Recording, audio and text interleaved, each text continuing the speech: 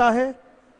Geometry में अभी मैं थियरी वाला पार्ट बड़े आराम से पढ़ा रहा हूँ, शीट कुछ लिखा नहीं रहा हूँ, क्योंकि इसका थियरी वाली शीट आपको मैं टेलीग्राम पे जितना भी पढ़ा रहा हूँ उतना दे चुका हूँ। खैर मुझे देना पूरा है, कल मैं डाल दिया होता, लेकिन वो अभी कलर नहीं हो पाई है शीट, तो आज हो जाएगी। तो आज उम्मीद है शाम तक आपको मिल जाए वो शीट टेलीग्राम पे, पूरी शीट। आपको उससे देख के या तो अपना एक प्रॉपर नोट्स बना लेना है, अपनी हैंडराइटिंग में बना लेंगे बहुत अच्छा रहेगा, और अगर नोट्स नहीं भी बना रहे हैं तो उससे भी काम चल जाएगा, क्योंकि ये शीट इस मॉडल में आपको मिलेगी, मतलब प्रिंटेड शीट आपको आपके हाथ में मिल जाएगी, तो आपके पास वो रहेगा। और मेन चीज़ क्या है, जो थियरी वाला पार्ट है वो आपके दिमाग में हो, कॉपी पे लिखा हो, शीट मिल जाए टेलीग्राम पे, उससे मतलब नहीं है। एक एक पॉइंट आपके दिमाग में फिट होना चाहिए, अगर नहीं फिट है तो आगे क्वेश्चन करने में आपको असुविधा होगी। ज्योमेट्री एक इंपॉर्टेंट पार्ट है, मैं बार बार बताता हूं कि हर एग्जाम में पूछा जाता है, चाहे वो एसएससी हो, चाहे सीडीएस हो, चाहे स्टेट लेवल का कोई पेपर हो, यूपीएसआई या कोई भी एग्जाम ले लीजिए स्टेट लेवल का, आरआरबी हो, चाहे आपका सीसैट का पेपर हो, सीसैट समझ रहे हैं, चाहे आईएएस का एग्जाम हो रहा है, यूपीएससी कंडक्ट करा रही है, सीसैट का पेपर है, उसमें भी ज्योमेट्री का क्वेश्चन पूछा ही जाता है, पीसीएस के भी सीसैट के पेपर में ज्योमेट्री के क्वेश्चन आते हैं। मतलब आप तैयारी किसी भी चीज की करें, ज्योमेट्री आपको पढ़ना ही है। और जिस तरीके से मैं पढ़ा रहा हूँ एक एक पॉइंट क्लियर करते हुए, उसको बड़े ध्यान से आपको हमारे साथ चलना है, लापरवाही नहीं बरतनी है। चलिए मैं कुछ रिवीजन लूंगा। रिवीजन के तौर पे सबसे पहले मैं पूछूंगा आप लोगों से, कॉम्प्लीमेंट्री एंगल क्या होता है। नए बच्चे से ही शुरुआत करें, आप बताइए। अच्छा आप, हाँ चलिए आप बताइए कॉम्प्लीमेंट्री एंगल। कल मैंने बैठ के कल मैंने बोला था आपको कि YouTube से क्लास कवर कर लीजिएगा, कल बोला था। हाँ तो एकदम स्टार्टिंग का पूछा है ना मैंने, कॉम्प्लीमेंट्री एंगल, पूरक कोण या अनुपूरक कोण या कोटि पूरक कोण। हाँ हाँ वेरी गुड, इंग्लिश भी पता हो। देखिए हिंदी से आप तुरंत पकड़ गई, बता दी यहाँ पे एक बार में, दो एकदम सही बोल रही। हाँ हाँ, तो दोनों एक दूसरे के पूरक कहलाएंगे, यानी कि कॉम्प्लीमेंट्री टू ईच अदर होंगे। चलिएगा बताइए, माध्यिका बता दीजिए, आप बताइए माध्यिका। मीडियन, आज फर्स्ट डे है आपका, तो कितने दिन बाद आए हैं? पुराने स्टूडेंट है ना आप, तो न्यू स्टूडेंट हैं। चलिए ज्योमेट्री थोड़ा बहुत बचपन में पढ़े होंगे 10th तक। माध्यिका क्या होती है अपने पूर्व ज्ञान के आधार पर बताइए। माध्यिका इंग्लिश में मीडियन कहते हैं, मीडियन, मीडियन इंग्लिश में बोलते हैं। लंबवत की कहानी तो खत्म है मीडियन में, साफ साफ मैंने बताया था कि मीडियन मतलब केवल और केवल एक ऐसी रेखा जो शीर्ष से निकले और सामने वाली भुजा को दो बराबर भागों में बांटे, माध्यिका कहलाती है। माध्यिका का संधि विच्छेद करेंगे तो क्या है, मध्य, अब एग्जैक्टली नहीं कर पा रहा हूं माध्यिका का संधि विच्छेद, लेकिन मध्य वर्ड आ रहा है कि नहीं उसमें? हाँ मध्य वर्ड आ रहा है, तो मतलब एक ऐसी रेखा जो शीर्ष से निकलेगी और सामने वाली भुजा के मध्य बिंदु पर जाएगी, वो क्या होगी? माध्यिका होगी। तो मध्य बिंदु पे जा रही है यानी कि मिड पॉइंट पे जा रही, तो सामने वाली भुजा को दो बराबर भागों में बांटेगी। कोई बात नहीं, अभी न्यू स्टूडेंट है आप, फर्स्ट डे है, लेकिन मैं आपको फिर कहना चाहूंगा, आज जैसे मैंने कल आपको बोला था, आज आपको कह रहा हूँ यूट्यूब पे क्लास पड़ी हुई है 2, 3, 4, 5 वाली, उसको आपको कवर कर लेना है। टेलीग्राम ज्वाइन किया आपने? अच्छा सब हो गया, चलिए बहुत बढ़िया, ठीक है, गुड। चलिए अब आपका नंबर है, खड़े हो जाइए। बताइए केंद्रक क्या होता है? हाँ तो हम ये उम्मीद करें कि हर एक एक पॉइंट आप लोग को क्लियर है, क्लियर होना भी चाहिए। चलिए एक सवाल हमारा आपसे, बैठ जाइए। Ortho centre obtuse angle triangle में कहां होता है?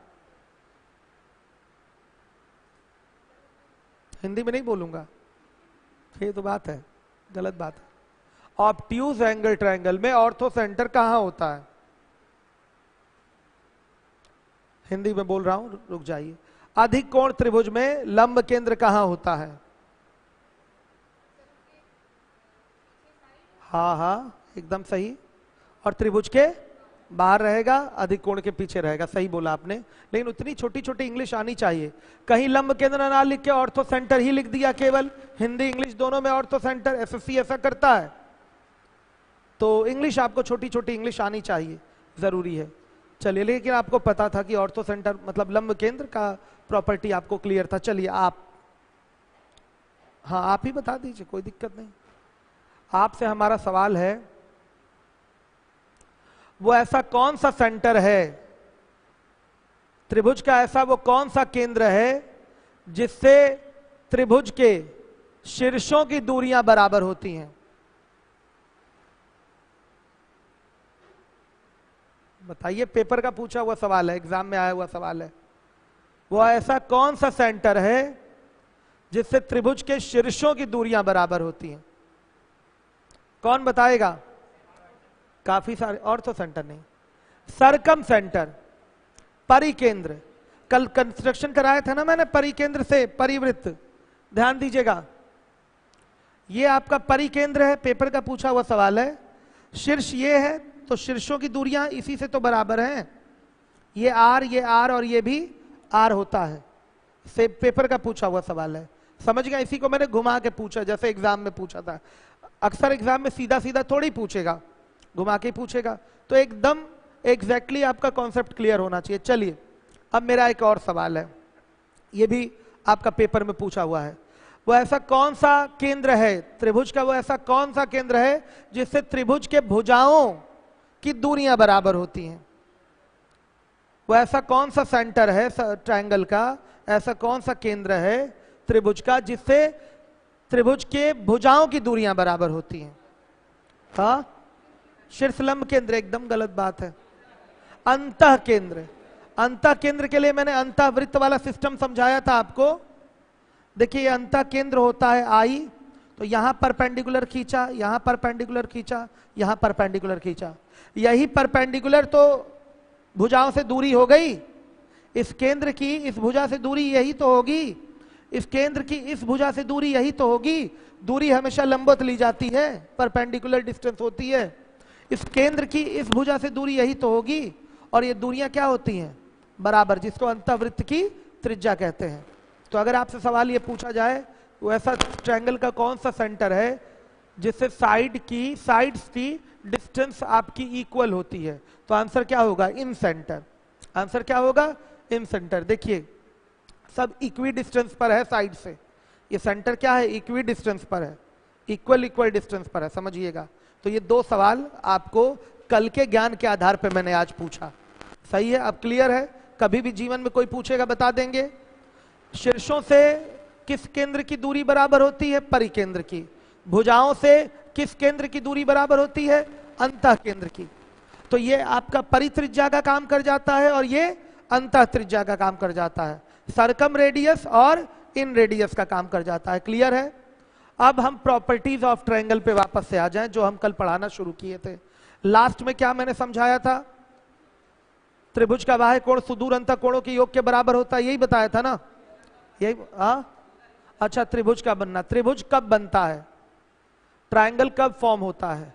जब दो छोटी भुजाओं का योग तीसरी बड़ी भुजा से क्या हो? अधिक हो, तभी त्रिभुज बनेगा। दो छोटी भुजाओं का योग तीसरी बड़ी भुजा से अधिक होगा तो ही आपका त्रिभुज बनेगा, नहीं तो नहीं बनेगा। मैं एग्जांपल उठाता हूं, ध्यान से देखिएगा। ये पॉइंट है आपका, त्रिभुज बनना, नोट नहीं करना, कर भी सकते, तभी संभव है जब दो छोटी भुजाओं का योग तीसरी बड़ी भुजा से अधिक हो। सही है? ध्यान दीजिएगा। त्रिभुज बनना तभी संभव है जब दो छोटी भुजाओं का योग तीसरी यानी कि बड़ी भुजा से अधिक हो। जैसे ये देखिए, ये आपका 3 है, 4 है और ये 8 है। क्या ये ट्रायंगल फॉर्म होगा? मैं आपसे जानना चाहता हूं। नहीं होगा। दो छोटी भुजाओं का योग, ध्यान से देख लीजिएगा, दो छोटी भुजाओं का योग तीसरी जो बड़ी भुजा है उससे कम है, तो यहां आपका त्रिभुज बनना संभव नहीं है। अब देखिएगा, 3, 4 और ये 7, क्या यहां त्रिभुज बनना संभव है? नहीं है। ध्यान से देखिए, क्यों नहीं संभव है? क्योंकि दो छोटी भुजाओं का योग तीसरी बड़ी भुजा से अधिक होना चाहिए। अधिक है क्या? नहीं, बराबर हो जा रहा है, त्रिभुज नहीं बनेगा। क्लियर है सारे बच्चों को? आ रहा है समझ में? अब देखिएगा इसके बाद, अगर ये 3 है, ये 4 है, ये 5 है, क्या यहां त्रिभुज बनना संभव है? हाँ संभव है। क्यों?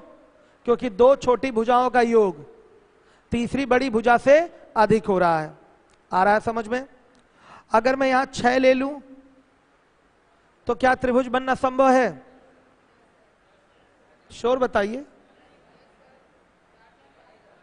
संभव है? हाँ वेरी गुड, संभव है। कई बच्चे कहते हैं सर 3 4 5 ही होना चाहिए।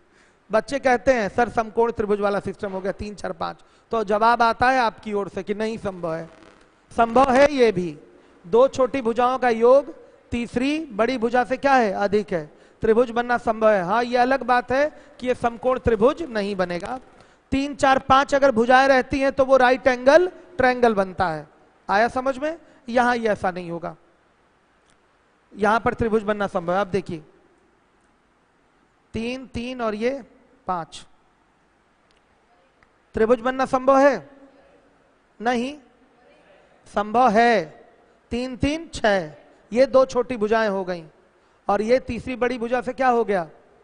अधिक हो गया। आ गया समझ में? अब समबाहु त्रिभुज में अगर आ जाएं तो ये पूरा मान लिया 3 3 3 हो गया। त्रिभुज बनना संभव है? हाँ यहां भी संभव है। यहां छोटी बड़ी की कोई बात ही नहीं है, दो भुजाओं का योग ले लीजिए, वो तीसरी से क्या है? अधिक है। आया समझ में? तीसरी से क्या है? अधिक है, कोई टेंशन नहीं। 2 पॉइंट और, ये तो ट्रायंगल फॉर्मेशन के लिए एक ठोस प्लान मैंने बता दिया कि त्रिभुज तभी बनता है जब त्रिभुज की दो छोटी भुजाओं का योग तीसरी बड़ी भुजा से क्या हो? अधिक हो, तब आपका त्रिभुज बनेगा। बराबर हो या कम हो त्रिभुज नहीं बनेगा।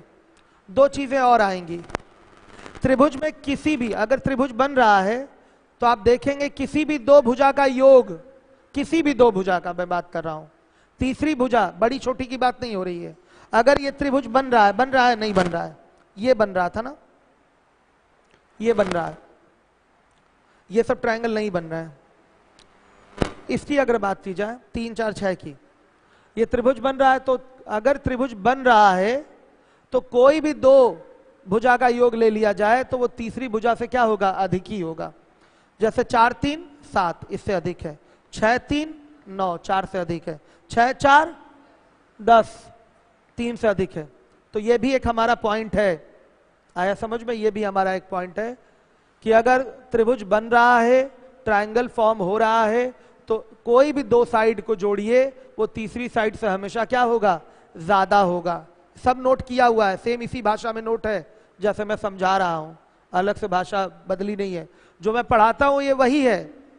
आया समझ में? बच्चे से कॉपी लेके टाइप कराया गया है, समझ रहे हैं? जो पढ़ाता हूं वही इसमें लिखा गया है। अब सुनिए ध्यान से, एक और पॉइंट आता है। वो पॉइंट क्या है आपका? वो पॉइंट है आपका, ध्यान से सुनिएगा, दो भुजा का अंतर, किसी भी दो भुजा का अंतर तीसरी भुजा से हमेशा क्या होगा? कम होगा। ये भी एक पॉइंट है। दो भुजा का अंतर तीसरी भुजा से हमेशा क्या होगा? कम होगा। क्लियर है सारे बच्चों को? कोई भी दो भुजा लीजिए, 6 और 3 का अंतर कितना आ रहा है? 3, 4 से कम है। 4 और 3 का अंतर 1 आ रहा है, 6 से कम है। 6 और 4 का अंतर 2 आ रहा है, 3 से कम है। तो ये 3 पॉइंट जो मैंने आपको बताए हैं दिमाग में छप जाने चाहिए। त्रिभुज बनना कब संभव है? जब दो छोटी भुजाओं का योग तीसरी बड़ी भुजा से अधिक हो। बराबर है या कम है? नहीं बनेगा। और 2 चीज हमने बताई है, त्रिभुज अगर बन रहा है, त्रिभुज अगर बन रहा है तो किसी दो भुजाओं का योग तीसरी बड़ी भुजा से क्या होगा? अधिक होगा। दो भुजाओं का योग तीसरी भुजा से अधिक होगा, ये बताया मैंने आपको। फिर उसके बाद दो भुजाओं का अंतर, किसी भी दो भुजाओं का अंतर तीसरी भुजा से क्या होगा? कम होगा। ये 3 पॉइंट हमने बताया। अब जरा टेलीग्राम के चैनल पे जाके देखिए इसके बाद कौन सा पॉइंट था। बड़ी भुजा के सामने का कोण बड़ा वाला था कि वो त्रिभुज के नाम वाला था? क्या था? हाँ, इसी पॉइंट के बाद क्या था? अरे टेलीग्राम पे है, ये पॉइंट नहीं है क्या? लास्ट तक कितना दिया हुआ है उसमें टेलीग्राम? यूलर लाइन तो समाप्त है। चलिए कोई बात नहीं, तब तो हमें ही कराना है। देखिए हो गया। अब अगला पॉइंट क्या है, बड़ा इंपॉर्टेंट पॉइंट है, ये भी ध्यान दीजिएगा। अगला पॉइंट क्या है? किसी त्रिभुज में बड़ी भुजा के सामने का कोण बड़ा, छोटी भुजा के सामने का कोण छोटा एवं बराबर भुजा के सामने का कोण बराबर होता है। ये एक प्रॉपर्टी है ट्रायंगल की। होता है, रफ टाइप से लिख रहे हैं ऐसे ही। मैंने क्या लिखा? किसी त्रिभुज में बड़ी भुजा के सामने का कोण बड़ा, छोटी भुजा के सामने का कोण छोटा एवं बराबर भुजा के सामने का कोण बराबर होता है। Greater side has greater angle opposite to it, smaller side has smaller angle opposite to it and equal side has equal angle opposite to it. ये चीज है। अगर फिगर मैं आपको दिखाऊं यहां पर, ध्यान से देखिएगा। ये भुजा मान लिया कि है आपकी 4, ये भुजा है 5 और ये भुजा है मान लिया 10। ये ए है, ये बी है, ये सी है। तो सबसे बड़ा कोण क्या होगा इसमें बताइएगा? ए होगा। ए सबसे बड़ा कोण है। उसके बाद किसका नंबर आएगा? बी का नंबर आएगा। और उसके बाद किसका नंबर आएगा? सी का नंबर आएगा। यानी कि एंगल ए सबसे बड़ा है, एंगल बी उसके बाद, और एंगल सी जो है सबसे छोटा है। आ गया समझ में? बड़े भुजा के सामने का कोण सबसे बड़ा होगा किसी त्रिभुज में। एक त्रिभुज की बात हो रही है, अलग अलग त्रिभुजों की बात नहीं हो रही है। किसी एक त्रिभुज में हम बात कर रहे हैं अभी। किसी त्रिभुज में यानी कि एक ही त्रिभुज की बात हो रही है। किसी त्रिभुज में बड़ी भुजा के सामने का कोण बड़ा, छोटी भुजा के सामने का कोण छोटा और बराबर भुजा के सामने का कोण क्या होगा? बराबर होगा। तो सीधे दिखाई दे रहा है कि 10 सबसे बड़ी भुजा है तो इसके सामने का कोण जो ए होगा ये सबसे बड़ा होगा। उसके बाद 5 है, 5 के सामने वाला कोण इसके बाद आएगा। बी का नंबर किसके बाद आएगा? ए के बाद आएगा। और सबसे छोटी भुजा 4 है तो 4 के सामने यानी कि अपोजिट जो एंगल है वो क्या होगा? सी होगा। तो सबसे छोटा एंगल क्या होगा? सी होगा। अगर मैं बात करूं समबाहु त्रिभुज की, आप जानते हैं कि सभी भुजाएं इसकी क्या होती हैं? बराबर होती हैं। इसका मतलब सारे के सारे कोण क्या होंगे? बराबर होंगे। ये अगर x होगा तो ये x होगा, ये x होगा। आप जानते हैं समबाहु त्रिभुज की सभी भुजाएं बराबर हैं। तो मैंने क्या प्रॉपर्टी बताई है? बराबर भुजा के सामने का कोण क्या होगा? बराबर होगा। यही बताया हमने आपको, बराबर भुजा के सामने का कोण बराबर। तीनों भुजाएं बराबर हैं तो इनके सामने के तीनों कोण भी आपस में बराबर होंगे। कहानी खत्म। आया समझ में? सब 60-60 डिग्री के हो जाते हैं भाई। 3x बराबर 180 तो x बराबर क्या? 60 डिग्री। तो समबाहु त्रिभुज का प्रत्येक आंतरिक कोण 60 डिग्री का होता है। क्लियर है? आ रहा है समझ में? समद्विबाहु त्रिभुज की भी अगर हम बात करें तो मान लिया ये भुजा और ये भुजा बराबर है। समद्विबाहु मतलब आइसोसेलेस ट्रायंगल की अगर बात की जा रही है, ये दो भुजाएं बराबर हैं तो पक्का बराबर भुजाओं के सामने के कोण क्या होंगे? बराबर। तो इसके सामने कोण ये अगर थीटा है तो इसके सामने ये भी कोण क्या होगा? थीटा होगा। आ गया समझ में? ये आपके ट्रायंगल की प्रॉपर्टी है कि आपका बड़ी भुजा के सामने का कोण बड़ा, छोटी भुजा के सामने का कोण छोटा और बराबर भुजा के सामने का कोण बराबर होगा। क्लियर है सारे बच्चों को? इसका एक उल्टा भी चलेगा, विलोम भी होगा। इसका क्या होगा? विलोम भी होगा। क्या होगा विलोम? ध्यान से सुनिएगा। उल्टा, किसी त्रिभुज में बड़े कोण के सामने की भुजा बड़ी, छोटे कोण के सामने की भुजा छोटी और बराबर कोण के सामने की भुजा क्या होगी? बराबर होगी। आ गया समझ में? सेम इसका उल्टा हो गया कि नहीं? तो क्या होगा? Greater angle has greater side opposite to it, equal angle has equal side opposite to it and smaller angle has smaller side opposite to it and vice versa. vice versa का मतलब क्या हो गया इसका? जस्ट ये उल्टा, मतलब भुजा के लिए भी सत्य, कोण के लिए भी सत्य. क्लियर है? आ गया समझ में? तो अगला पॉइंट तो नोट करने की जरूरत नहीं, आप समझ गए होंगे. मैं फिगर बना देता हूं इसका. देखिए ये तो क्लियर हो गया, सब मिलेगा शीट में, सब मिलेगा लिखा हुआ. अगर इसका उल्टा करें, विलोम लें, हर एक बच्चा ध्यान दे.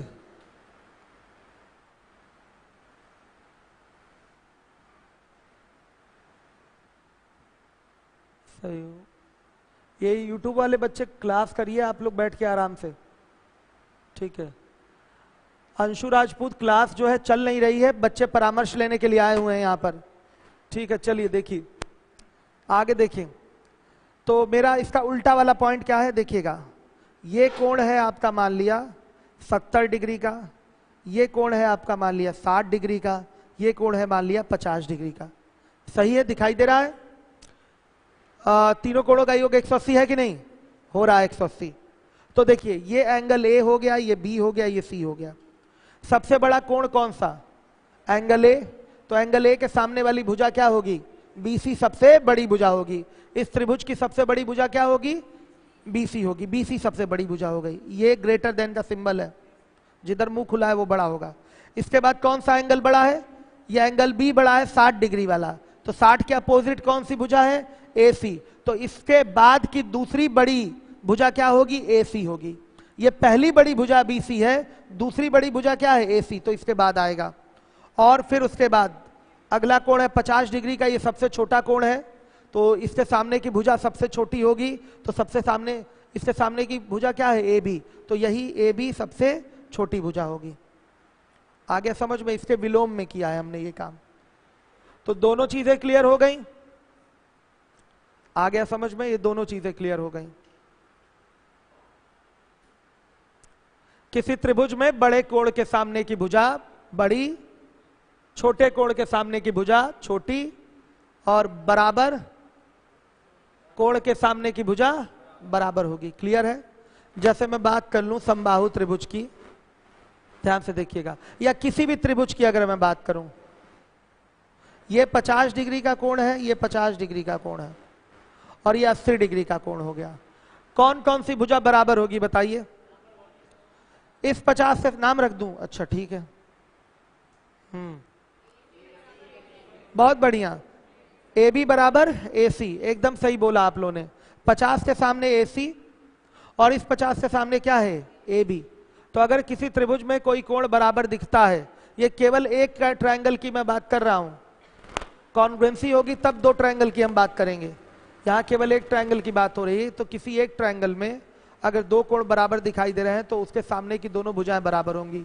अगर तीनों कोण बराबर दिखाई दे रहे हैं तो तीनों भुजाएं क्या होंगी? बराबर होंगी. समबाहु में ऐसा होता है.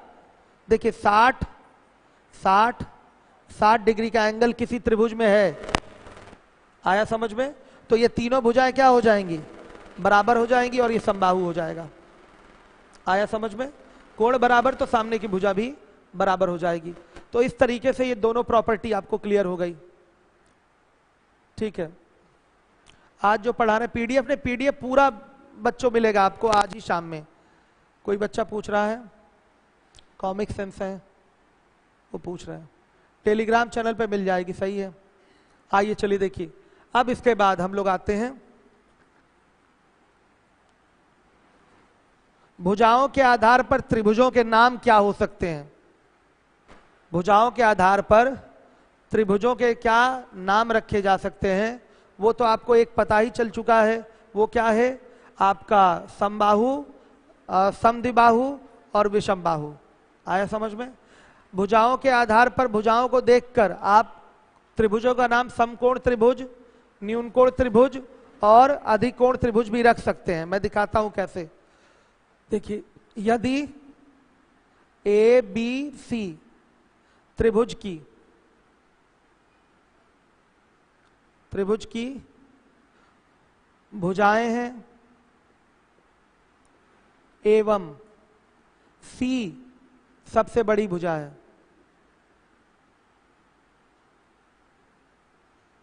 भुजा है। ध्यान से देखिए तो क्या होगा, यदि बच्चों ध्यान से देखिएगा, यदि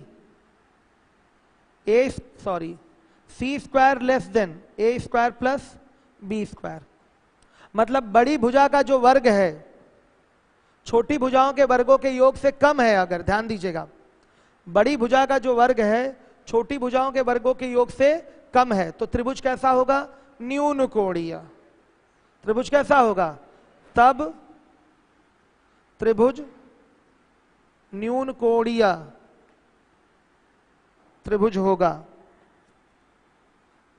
अगर बच्चों सी स्क्वायर लेस देन ए स्क्वायर प्लस बी स्क्वायर है, मतलब ग्रेटर साइड का स्क्वायर स्मॉलर साइड के स्क्वायर के सम से लेस देन हो, मतलब बड़ी भुजा का वर्ग छोटी भुजाओं के वर्गों के योग से कम हो, तो त्रिभुज कैसा होगा, एक्यूट एंगल्ड ट्रायंगल होगा, यानी कि न्यून कोणीय त्रिभुज होगा।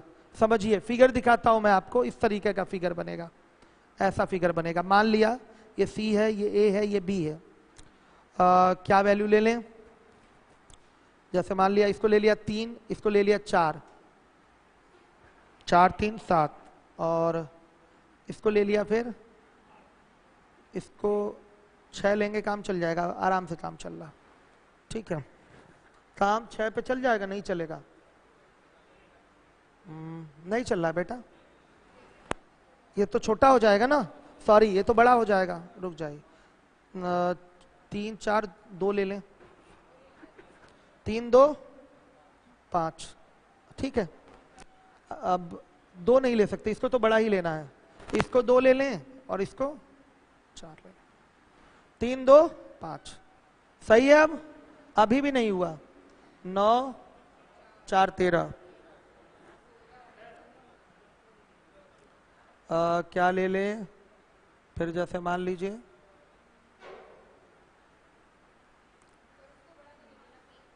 बी को बड़ा, हाँ बी को बड़ा कर लेते हैं, तो इसको लिख दे, 4 भी लिख दें, चलिए ठीक है, लिख दिया 4, चलिए आ गया समझ में।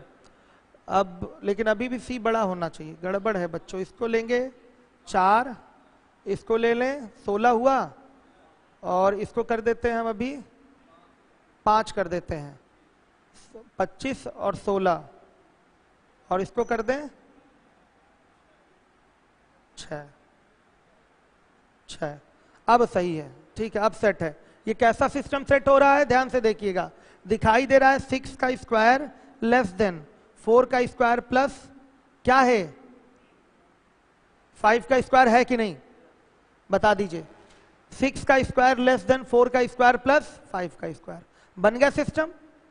इसमें सी जो है उसकी वैल्यू हमने 6 ली है, सबसे बड़ी भुजा है, लेकिन फिर भी सबसे बड़ी भुजा का वर्ग दो छोटी भुजाओं के वर्गों के योग से क्या दिखाई दे रहा है, कम दिखाई दे रहा है। तो ये त्रिभुज कैसा होगा, ये न्यून कोणीय त्रिभुज होगा, एक्यूट एंगल ट्रायंगल होगा। एग्जाम में ये क्वेश्चन पूछता है, भुजाएं दे देगा, कहेगा बताइए कैसा त्रिभुज है। आ रहा है समझ में। एक नाम तो इसका विषम बाहु भी है, एक नाम क्या है इसका, विषम बाहु भी है। ये स्केलन ट्रायंगल है, लेकिन साथ ही साथ ये कैसा त्रिभुज है, आपका न्यून कोणीय त्रिभुज है। आ रहा है समझ में। है ये विषम बाहु, तीनों भुजाएं बराबर नहीं है, लेकिन इसका एक और नाम पड़ेगा। भुजाओं को देखकर हम अगर ये देख लें कि बड़ी भुजा का वर्ग शेष दो छोटी भुजाएं हैं उनके वर्गों के योग से कम है कि नहीं, अगर कम है तो ये क्या हो जाएगा आपका, ये न्यून कोण त्रिभुज भी हो जाएगा, ये एक्यूट एंगल ट्रायंगल भी हो जाएगा। क्लियर है सारे बच्चों को, इसलिए मैंने फिगर बना के क्लियर कर दिया, केवल स्टेटमेंट नहीं दिया है। आ गया समझ में। और न्यून कोण त्रिभुज ऐसा ही बनेगा। किसको कहते हैं न्यून कोण त्रिभुज भाई, जिसको तीनों कोण क्या हो, न्यून कोण हो। आ गया समझ में, न्यून कोण त्रिभुज हो जाएगा।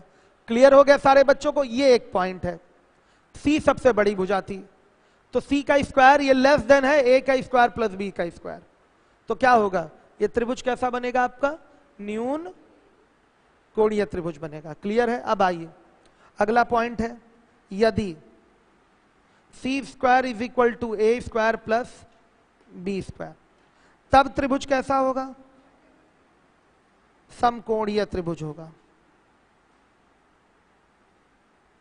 सही है, तब त्रिभुज समकोणीय त्रिभुज होगा। अब देखिए ले लिया 3, 4 और अपना ये 5। देख लीजिए क्या आ रहा है, ये C हो गया, ये A हो गया और ये B हो गया। क्या आ रहा है बच्चे बताइएगा, 5 का स्क्वायर इज इक्वल टू 3 का स्क्वायर प्लस 4 का स्क्वायर दिख रहा है कि नहीं। अगर किसी त्रिभुज में बड़ी भुजा का वर्ग शेष 2 छोटी भुजाओं के वर्गों के योग के बराबर है तो निश्चित रूप से कैसा त्रिभुज है, समकोणीय। ये भी एक स्टेटमेंट है आपका दूसरे नंबर पे।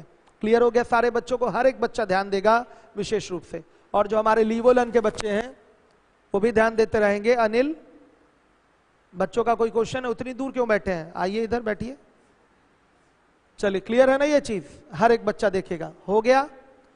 कभी कोई कह दे कि किसी त्रिभुज की भुजा 7, 5 और 12 है, सॉरी कितना है, 5, 12, 13 है, तो त्रिभुज कैसा होगा बताइए। बताइए समकोणीय होगा कि नहीं। 5 का स्क्वायर प्लस 12 का स्क्वायर बराबर क्या होगा, 13 का स्क्वायर होगा बच्चों। क्लियर है सारे बच्चों को। तो इस तरीके से बड़ी भुजा का वर्ग अगर दिखाई दे 2 छोटी भुजाओं के वर्गों के योग के अगर बराबर हो जाए तो वो समकोणीय त्रिभुज होगा, कहानी खत्म। ये तो बचपन से भी पता है आप लोगों को। समकोण त्रिभुज में ही तो ऐसा होता है कि बड़ी भुजा का वर्ग बराबर शेष 2 छोटी भुजाओं के वर्गों का योग। पाइथागोरस महोदय ने भी यही कहा है, समकोण के लिए कहा है। ठीक, अगला पॉइंट है, एक और पॉइंट है इसमें, यदि लास्ट वाला क्या होगा, यदि सी स्क्वायर ग्रेटर देन ए स्क्वायर प्लस बी स्क्वायर, तब त्रिभुज कैसा होगा, अधिक कोणीय त्रिभुज होगा। यानी कि अगर बड़ी भुजा का वर्ग छोटी भुजाओं के वर्गों के योग से ज्यादा है तो त्रिभुज कैसा होगा, अधिक कोणीय होगा। आइए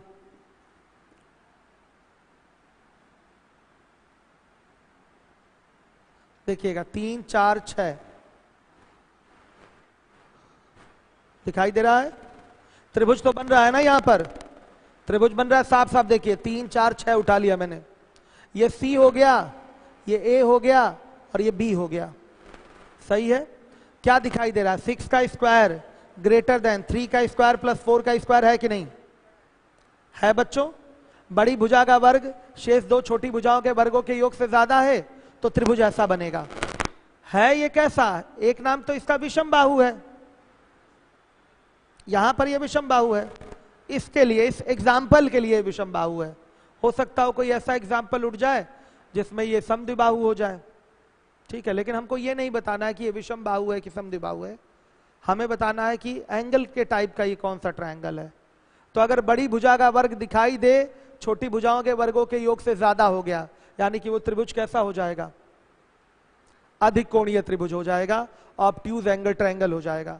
क्लियर हो गया सारे बच्चों को, कोई परेशानी, दोबारा बता दूं, क्लियर है ना ये चीज। अब आइए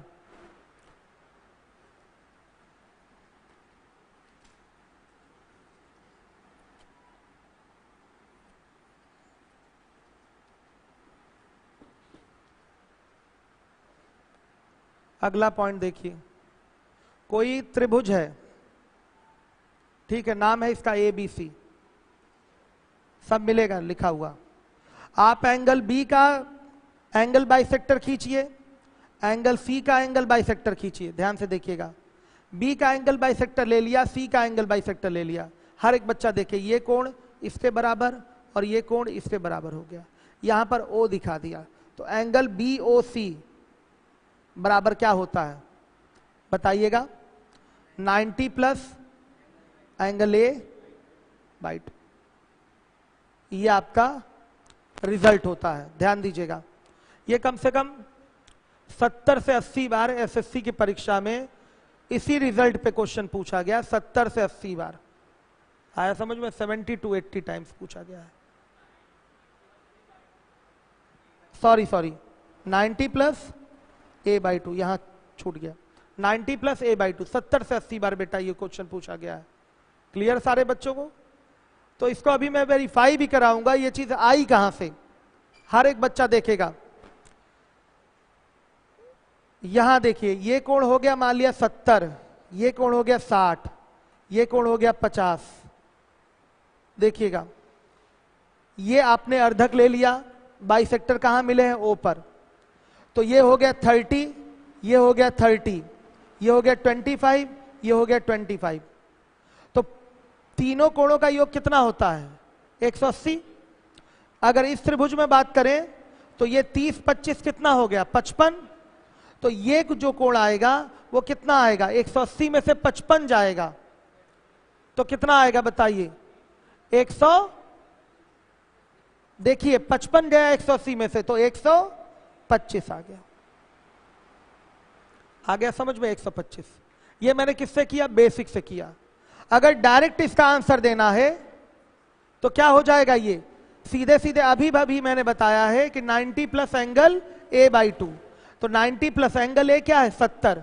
तो 70/2 कितना हो जाएगा बताइए? 125। 35 जोड़ दीजिए। आ गया समझ में? तो ये आपका 70-80 बार आपके एसएससी के पेपर में पूछा गया सवाल है, इस रिजल्ट पे पूछा गया क्वेश्चन है। हर एक बच्चा देखे, मतलब एकदम रिजेक्टेड टाइप का रिजल्ट है जो सबसे ज्यादा पूछा जाता है। ठीक, आप सवालों को बेसिक भी कर सकते हैं। देखिए मैंने वेरीफाई कराया, दोबारा बताना पड़ेगा क्या वेरिफिकेशन? आप कोई उदाहरण ले लीजिए, आप यहां एंगल 60, यहां 70, यहां आप 50 कर लीजिए, तो भी आप एंगल बाइसेक्टर लेंगे तो अगर ट्रायंगल से निकालेंगे 180 में से इन दोनों को घटा के तो भी ये कोण आएगा।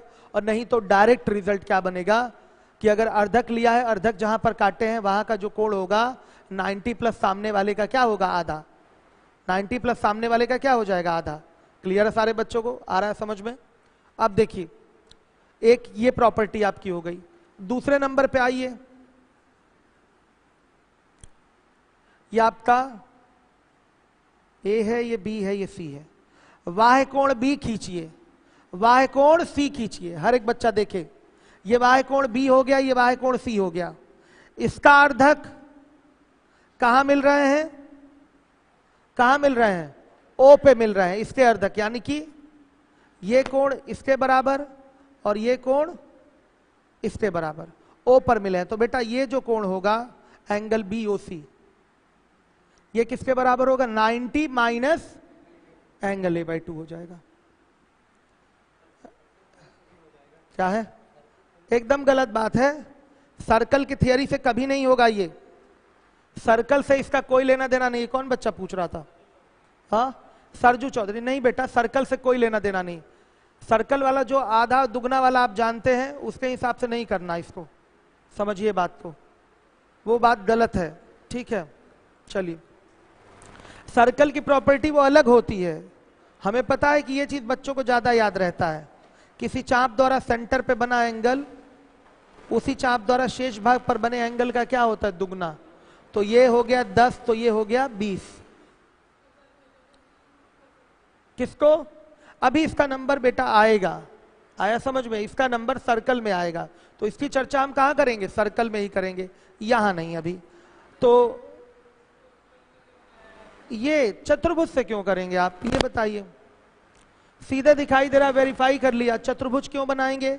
यहां तो त्रिभुज ही बन रहा है ना आपका। इस फिगर की हम बात करेंगे तो एक बड़ा त्रिभुज है, और जब इसके बाइसेक्टर यहां मिलेंगे तो ओ पे काट रहे हैं। तो अगर ये पूरा 60 डिग्री का एंगल था, ये 50 डिग्री का एंगल था, तो 30-30 में आएगा, 25-25 में आएगा। तो 30 और 25 कितना? 55। और यहां का कोण अगर जोड़ लेंगे तो 180 योग होगा। तो 180 बराबर क्या हो जाएगा? 30 माइनस क्या? सॉरी 30 प्लस 55, यानी सॉरी 30 प्लस 25 यानी कि कितना? 55 माइनस कर देंगे, आ जाएगा 125। उसी चीज को डायरेक्ट बोला जाता है। डायरेक्ट कैसे? साफ दिखाई दे रहा है। नॉर्मली अगर बोलेंगे तो 90 और प्लस a/2 हो जाएगा। सामने वाला कोण a कितना था? 70। 70 का आधा 35, और 35 90 में जोड़ दीजिए, आ जाएगा 125। आपने ऐसे वेरीफाई कर लिया। ठीक है, अब देखिए दूसरी प्रॉपर्टी इसी में और निकल के आ रही है। ये तो आंतरिक कोण का अर्धक था। एक चीज और, एग्जाम में कभी कभी ओ को अंतः केंद्र भी बोल के देता है क्वेश्चन, कि ओ क्या है? अंतः केंद्र। और एग्जैक्टली अंतः केंद्र होगा। ओ एग्जैक्टली क्या है? अंतः केंद्र तो है ना। तो अगर ओ को अंतः केंद्र बोल देगा, ऐसे क्वेश्चन कभी कभी देता है। त्रिभुज है, अंतः केंद्र ओ है, इसके यहां शीर्षों को मिला दिया गया, तो बताइए ये कोण कितने डिग्री का होगा? ऐसे पूछता है। ये नहीं कहता कि इसका अर्धक खींचा गया। भाई अंतःकेंद्र बनाने के लिए तो अर्धक खींचना ही पड़ता है। अंतःकेंद्र आता कहां से है? कोण अर्धकों के कटान बिंदु से अंतःकेंद्र आता है। तो हमने भी यहां पहले ही बोला था कि ये बी का कोण अर्धक है और ये सी का कोण अर्धक है। कहां मिले हैं? ओ पर मिले हैं। तो जो बी ओ सी होगा वो 90 प्लस सामने वाले कोण का क्या होगा? आधा होगा। क्लियर है सारे बच्चों को? अब इसी से आप रिलेट कर लीजिए। यहां 80 से 90 बार आपकी परीक्षा में पूछा गया है ये सब। देखें, बाह्य कोण का ले लिया अर्धक आपने। क्या लिया? बाह्य कोण का अर्धक ले लिया। बाह्य कोण कहीं खींचना हो तो ऐसे ही खींचेंगे। एक ये बाह्य कोण हो गया, एक ये बाह्य कोण हो गया। बाह्य कोण का अर्धक ले रहे हैं। तो जब आपने बाह्य कोण का अर्धक लिया है तो ओ पर काटा है, तो ये जो एंगल बी ओ सी होगा वो क्या होगा? डायरेक्ट रिलेशन है आपका 90 माइनस ए बाई 2। अब देखिए, इसको भी हम एग्जाम्पल के माध्यम से वेरीफाई कराने जा रहे हैं। देखिए, मान लिया ये कोण है आपका 50, ये कोण है 60 और ये कोण क्या है? 70। बाह्य कोण लेंगे तो ध्यान से देखिए, ये पूरा स्ट्रेट लाइन पर बने एंगल है, इनका सम क्या होगा? 180 डिग्री। तो ये 60 है तो ये 120 आ जाएगा, आएगा 120। उसी तरह से ये 70 है तो ये 110 आ जाएगा। इसका अर्धक लीजिए, इसका अर्धक लीजिए, तो 60-60 में बटेगा, इसका अर्धक बांटेगा इसको, और ये 55-55 में बटेगा। आ रहा है समझ में? 55-55 में बट गया। अब बोलिएगा ये कोण कितना होगा? ये 60, ये 55, कितना हो गया? बताइए। 60 और 55 115 हुआ, और 180 में से 115 घटा देंगे तो ये कोण आएगा। तो कितना आ रहा है बताइए? 65, 65 आ गया। क्लियर है सारे बच्चों को? 65 आ गया। इतना करने से बेहतर क्या है? ये भी 50 बार तो कम से कम पूछा है पेपर में आपके। इतना करने से बेहतर क्या है? ये चीज हमको चाहिए। डायरेक्ट हम लिखेंगे 90 माइनस 50 बटा क्या? 2। कितना आ गया? 90 माइनस 25, इट मीन 60। हो गया वेरीफाई। बेसिक से भी ये 65 आ रहा है, और आपके इस शॉर्टकट रिजल्ट से भी ये कितना आ रहा है? 65 आ रहा है। हर एक बच्चा ध्यान देगा। क्लियर हो गया सारे बच्चों को?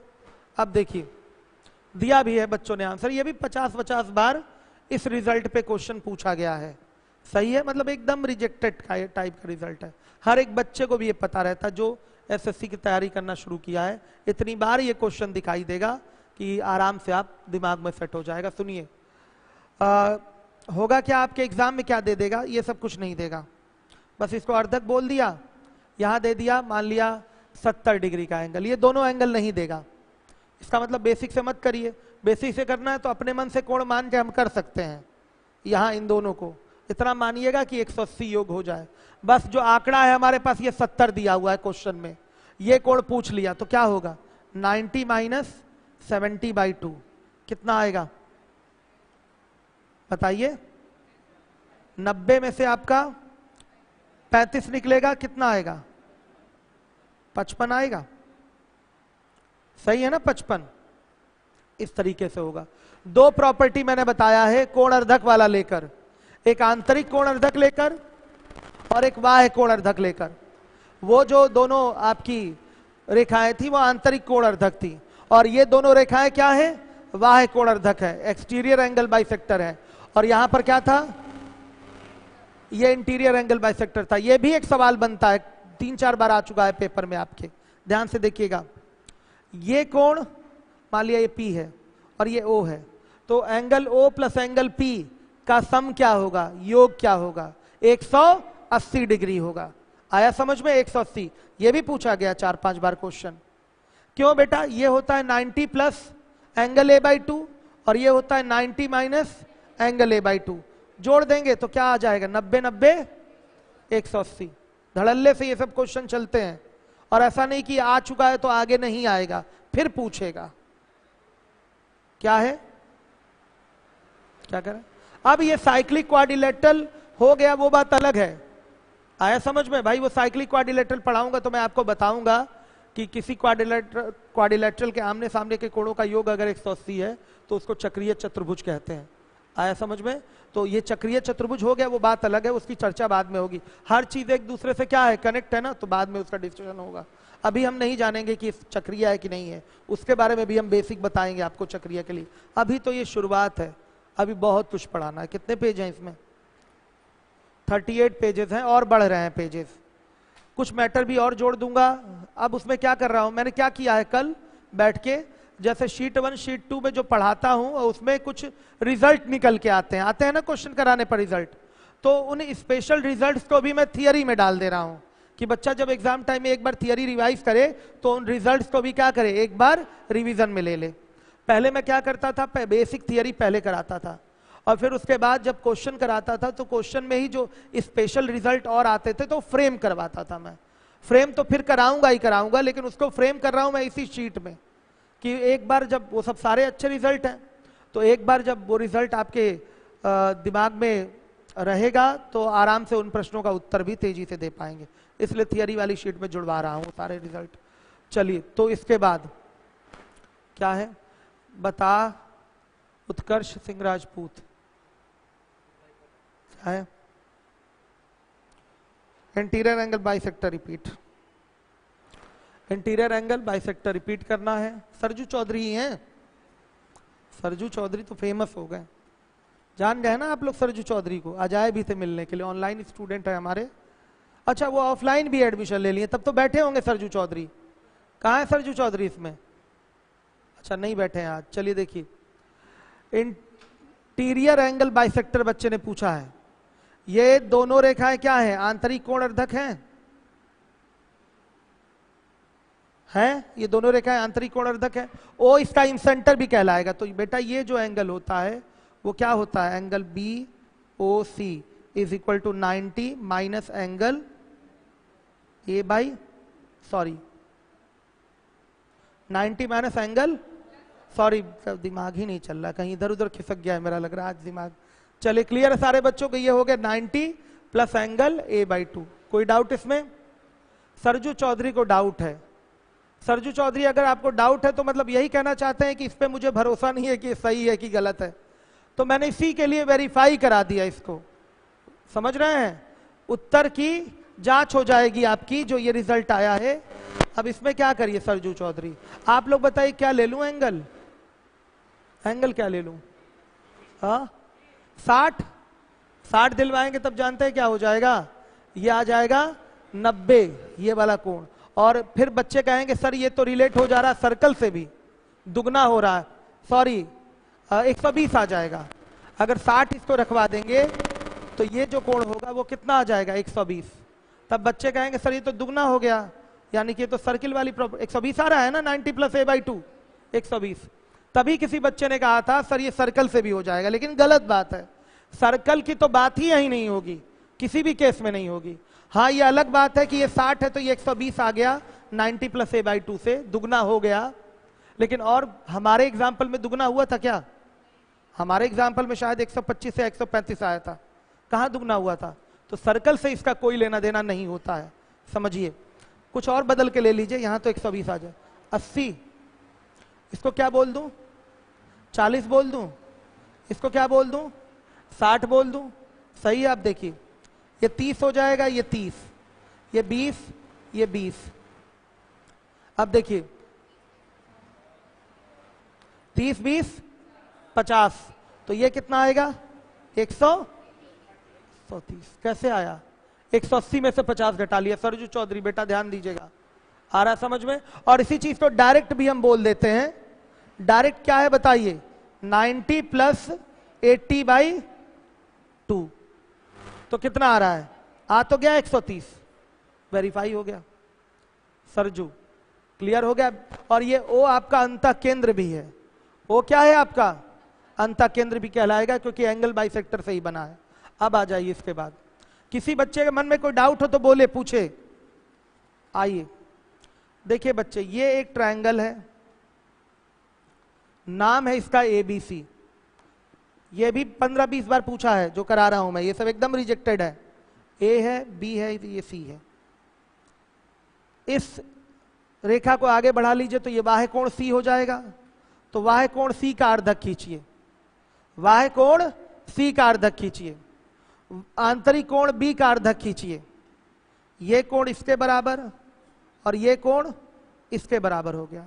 ये जहां भी मिलेंगे, मान लिया ओ पर मिल रहे हैं, तो एंगल बी ओ सी जो होगा वो सीधे एंगल ए का आधा होगा।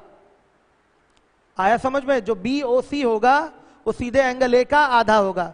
तीन बड़े रिजेक्टेड टाइप के रिजल्ट आज मैंने लिखवाया है, 90 + a/2, 90 - a/2 और ये सीधे एंगल a/2। यहां पर देखेंगे तो एंगल बी ओ सी बराबर आएगा एंगल a/2। अगर ये 70 डिग्री का एंगल है तो ये 35 डिग्री का एंगल होगा। अगर ये 10 डिग्री का एंगल है तो ये 5 डिग्री का एंगल होगा। समझ रहे हैं आप लोग? कुछ भी यहां हो इसका ये आधा होगा, कुछ भी यहां हो इसका ये क्या होगा? आधा होगा। हर एक बच्चा ध्यान देगा जिम्मेदारी से। कैसे? सरजू चौधरी को ये बात हजम नहीं हुई होगी, बताना पड़ेगा कैसे। ध्यान से देखिए, कोई हम एग्जाम्पल ले लेते हैं, हर एक बच्चा देखे। क्या क्या कोण ले लूं आप लोग बताइए, नहीं तो आप लोग कहेंगे सर आप अपने मन से ले रहे हैं। बोलिए क्या ले लूं इसको, बताइए। 53 ले लूं? 53 इसका ये आधा आएगा। बताइए क्या ले लूं? 70 ले लेता हूं, चलिए 70। ये 60 हो गया और ये 50 हो जाएगा। सही है, पूरा 180 हो रहा है तीनों कोणों का योग। अब इसको आगे प्रोड्यूस कर दीजिए।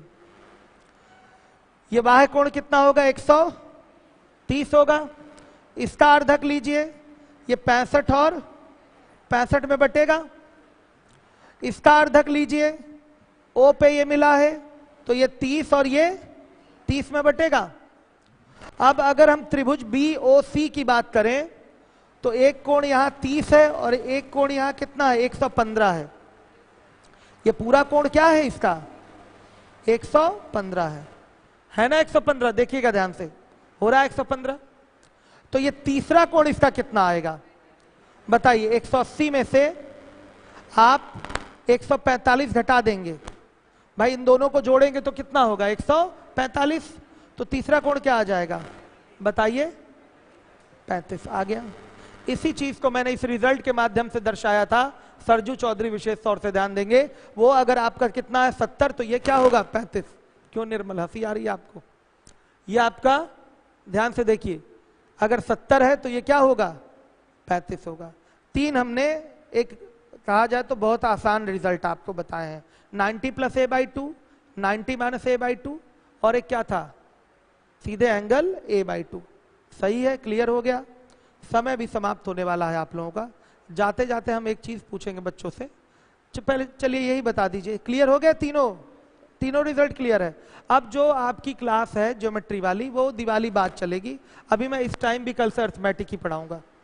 दोनों टाइम में क्या चलेगा? अर्थमेटिक ही चलेगा आपका।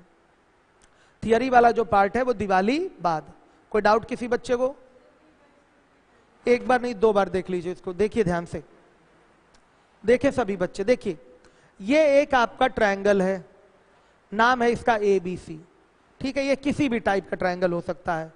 अब देखिए हमने इस साइड को आगे बढ़ा दिया तो ये आंतरिक कोण C कहलाएगा और ये बाह्य कोण C कहलाएगा।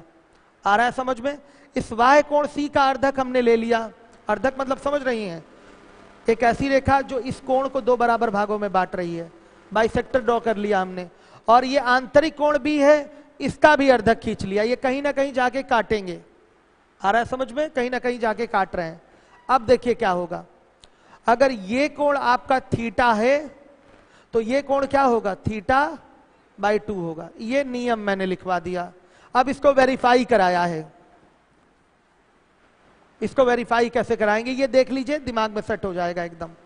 मान लिया ये है आपका 50 डिग्री का एंगल, ये है 70 डिग्री का एंगल और ये है फिर 60 डिग्री का एंगल। ठीक, तो इसका बाह्य कोण लेंगे, ये A है, ये B है और ये C है।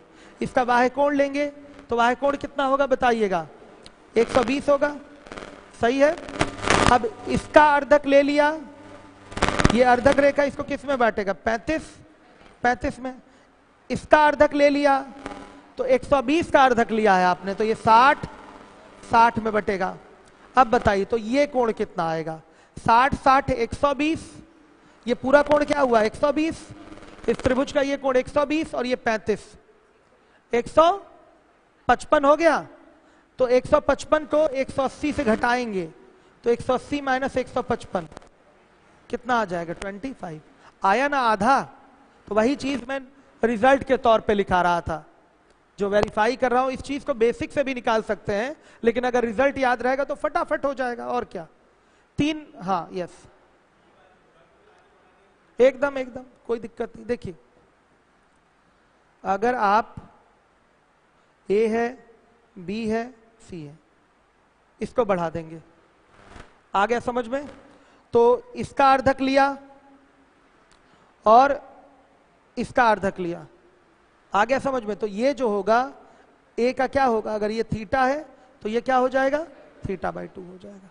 अब सुनिए और पलटता हूं फिगर में। अब देखिए ए है, बी है, सी है, हमने इसको बढ़ा दिया, ठीक है, इसको बढ़ा दिया, आगे की ओर इसको बढ़ाया, इसका अर्धक लिया और फिर इसका अर्धक लिया, तो ये जो कोण होगा वो क्या होगा? c/2 होगा। समझना पड़ेगा आपको। किसने पूछा था? आपने। क्लियर हुआ? देख लीजिए, ये आपका एक ही आधार पर ये दोनों कोण है। देखिए अगर b का आपने लिया है अर्धक, वाहे कोण b, सॉरी वाहे कोण b का अर्धक लिया, इसको कोण b नहीं बोलेंगे, इसको क्या बोलेंगे? वाहे कोण b बोलेंगे। कोण b अगर बोलते हैं हम कहीं तो इसका मतलब वो आंतरिक कोण है। अगर केवल एंगल b हम बोल रहे हैं, इसका मतलब हम इंटीरियर एंगल की बात कर रहे हैं। अगर हमको बाहरी कोण की बात करनी है, वाहे कोण की बात करनी है, तो हमको वाहे कोण वर्ड यूज करना पड़ेगा। ये वाहे कोण b का अर्धक और ये आंतरिक कोण या a का अर्धक हो गया। कहाँ मिले हैं? मान लिया O पर मिले हैं, तो AOB क्या होगा? किसका आधा? C का आधा होगा। आ रहा है समझ में? क्लियर है? उसी तरह से आप चाहें तो इसको भी प्रोड्यूस कर सकते हैं, कोई दिक्कत नहीं है। अब बताइए, A है, B है, C है, हमने इसको प्रोड्यूस कर दिया। अब बताइए तो इसका अर्धक ये होगा। अब किसका, कौन सा आंतरिक कोण का अर्धक लें? B का, तो इसका अर्धक यहां मिला। आ रहा है बच्चों समझ में? ध्यान से देखिएगा, क्लियर है कि नहीं ये चीज? तो यहां का जो कोण होगा इसका क्या होगा? आधा होगा। आ रहा है समझ में? यहां का जो कोण होगा इसका क्या हो जाएगा? आधा हो जाएगा। चाहे जिधर से भी बढ़ाए कोई प्रॉब्लम नहीं। आ रहा है समझ में? चाहे जिधर से पढ़ाए कोई प्रॉब्लम नहीं। तो घर पे बढ़ा के करिएगा। तो हमारे यूट्यूब वाले बच्चे ज्योमेट्री अभी रोकेंगे हम, ज्योमेट्री पढ़ाइए सर प्लीज। नहीं, दिवाली बाद। वसीम सर, वसीम गुरुजी का नालायश आ गया, हम्बल रिक्वेस्ट है गुरुजी, बहुत बोरिंग लगने लगा है, क्रैश कोर्स वाली स्पीड कब मेंटेन करेंगे आप? क्यों बच्चों, क्या ये बोरिंग लग रहा है? स्लो चल रहा है क्या बहुत ज्यादा? मेरे नालायक शिष्य हैं, वो कह रहे हैं कि मतलब लिखा है, नाम लिखा है बच्चे का, ठीक है, उन्होंने लिखा है बहुत, मतलब इनकी खोज हुई है कि ये कौन है बच्चा। आज तक मैं समझ ही नहीं पाई बच्चा कौन है। बीच बीच में आता है, कमेंट करके जाता है। आप कौन है ये? आप तो नहीं है, सही बताइए, चेक कर लें क्या अभी यूट्यूब आपका? चलिए, तो बच्चे मेरे नालायक शिष्य, नालायक नहीं है, मेरा लायक शिष्य है, ये खुद अपने को नालायक कह रहा है, इसका मतलब पक्का लायक है ये। तो स्पीड यही रहेगी, अभी और स्लो करेंगे थोड़ी सी स्पीड। आप अभी तो क्वेश्चन ही नहीं पूछना शुरू हुआ आपका, कहाँ क्वेश्चन पूछ रहे हैं? एक आध दो सवाल कभी ये पूछ लें, कभी ये पूछ लें, कभी कोई पूछ लिया। अभी आएगा कॉन्ग्रुएंसी सिमिलरिटी मेन। अब वहां से क्वेश्चन, कॉन्ग्रुएंसी में तो कम, सिमिलरिटी से क्वेश्चन पूछना आपका ज्यादा शुरू होगा। सिमिलरिटी ही मेन ज्योमेट्री का एक कहा जाए तो समझने वाला विशेष पार्ट है। एक बार समझ में आ गया तो फिर कभी भूलेंगे भी नहीं। तो वो चीज आपकी अब चलेगी दिवाली बाद, कॉन्ग्रुएंसी सिमिलरिटी, और फिर उसके बाद ही मेन आपके सारे थियरम स्टार्ट होंगे। एंगल बाइसेक्टर थियरम, फिर सर्कल की चीजें स्टार्ट होंगी, फिर आपका टेंजेंट आएगा, फिर डीसीटी आएगा, फिर सारी चीजें, आपका मास पॉइंट थियरम आएगा, सेबियन पे थियरम आएगा, फिर समझने वाली ज्यादा चीजें। अभी ये चीजें बच्चों वाली चल रही हैं। 3 रिजल्ट अभी हमने दिया, कौन कौन सा? अंदर से काटे तो 90 + a/2, बाहरी कोण को काटे तो 90 - a/2, और अगर इस तरीके से काटे तो सीधे एंगल a/2 कोण कहा था। ठीक है, मिलते हैं अब हम लोग कल, लेकिन पूरा आप लोग सिंप्लीफिकेशन वाली शीट लगा डालिएगा। टेलीग्राम सभी लोग ज्वाइन कर लें, द स्पीड का जो टेलीग्राम चैनल है, Waseem sir the speed 9000 link है उसका, बिना स्पेस के, या हमारे ख्याल से द स्पीड कोचिंग डालने पे भी आ जाता है ना, आजकल आ जाता है शायद 8,500 के आसपास उसमें सब्सक्राइबर हैं, या 8600 के आसपास। लॉकडाउन के बाद ही बनाया था, लॉकडाउन के बाद इसको मैंने बनाया था बच्चों को कनेक्ट करने के लिए, तो उसको जरूर आप लोग यूज किया करिए। Thank you. मिलते हैं हम लोग, आप ही है ना, कौन कमेंट करता है फिर, सब तो आप ही पे शक की सुई जाती है, सब लोग तो बचिए जाइए पहले, सब लोग तो आप ही को कहते हैं कि आप ही हैं वो। हाँ अच्छा, वो घर गए हैं।